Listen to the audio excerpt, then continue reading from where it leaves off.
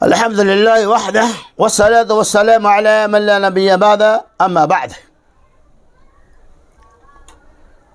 وعن عبد الله بن عمر رضي الله عنهما قال رسول الله صلى الله عليه وسلم لا يزال الرجل يسأل الناس حتى يأتي يوم القيامة وليس في وجهه مزة لحم. رواه متفق علیہ.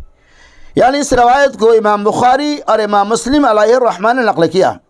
حضرت عبداللہ ابن عمر رضی اللہ تعالیٰ عنہ کہتے ہیں رسول اللہ صلی اللہ علیہ وسلم نے ارشاد فرمایا جو لوگ غداگری بھیک مانگنے کو پیشہ ہی بنا لیتے ہیں قیامت کے روز ایسی حالت میں آئیں گے کہ ان کے چہرے پر گوشت نہیں ہوگا.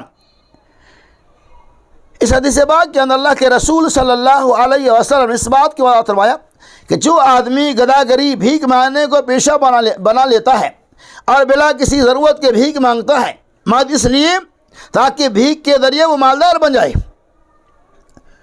وہ انسان محتاج نہیں ہے، اس کے باوجود بھی بھیک مانگ کر دولت کو اکٹھا کرتا ہے، ایسے لوگوں کے بارے میں محمد رسول اللہ صلی اللہ علیہ وسلم میں ان کے چہرے پر گوشت نہیں ہوں گے، قیامت کے ان کے چہرے سے گوشت کو کھینچ لیا جائے گا، صرف ہڈیوں کا خالی خوگا باقی رہے گا.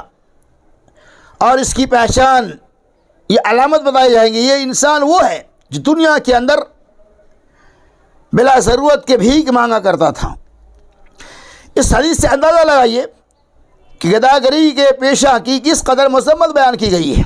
یقیناً بھیک مانگنا یہ بہت بری شے ہے، یہ بہت برا کام ہے، اس سے لوگوں کو ہمیشہ بچنا چاہیے سوائے تین قسم کے آدمیوں کے. یعنی تین طرح کے لوگ ایسے ہیں جن کے لیے بھیک مانگنا جائز ہے.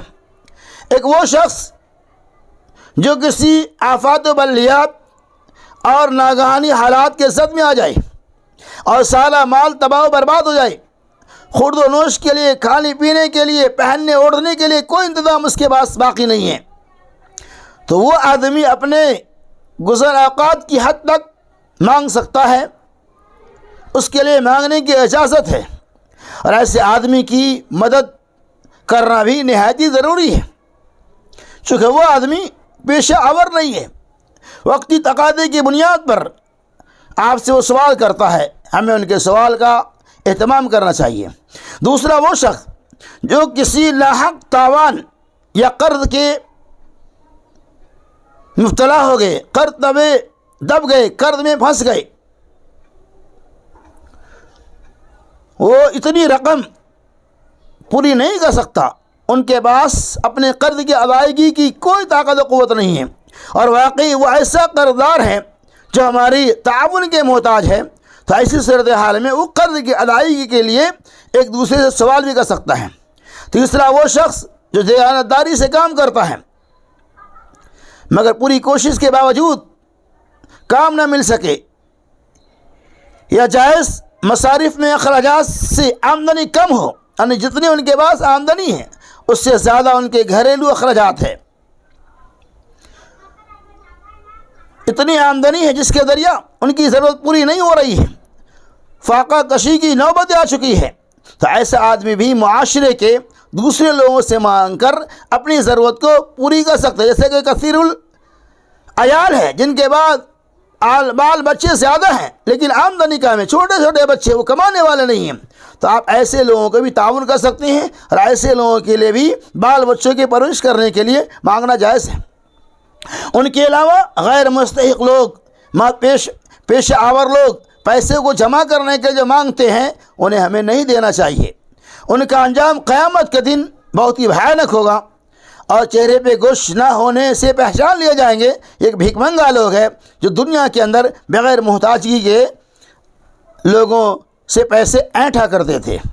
حضرت ابو ہریرہ رضی اللہ تعالیٰ عنہ کہتے ہیں آپ صلی اللہ علیہ وسلم جو آدمی اپنا مال بڑھانے اور زیادہ کرنے کی غرض سے لوگوں سے مانگتا پھرتا ہے، ایسا آدمی اپنے لیے انگاروں کے سوا اور کوئی چیز نہیں مانگتا.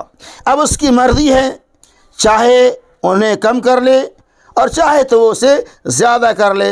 اس روایت کو امام مسلم علیہ الرحمہ نے نقل کیا. اس حدیث پاک سے یہی پتہ چلتا ہے کہ توانا قوی الجثہ طاقتور آدمی کا سوال کرنا معاشرے میں بے عزت کرنے کے موجب ہوتا ہے۔ جن لوگوں نے بلا وجہ مانگنے کو اپنا معمول اور پیشہ بنا لیا ہے، ان کو خیرات دینے سے ہمیں اور آپ کو احتراز کرنا چاہیے۔ اللہ سے کہ اللہ تبارک و تعالی ہمیں محتاجوں کی کفالت کرنے، ان کی اعانت کرنے، ان کی امداد کرنے کی توفیق رفیق عطا فرمائے۔ آمین۔ وآخر دعوانا ان الحمد للہ رب العالمین۔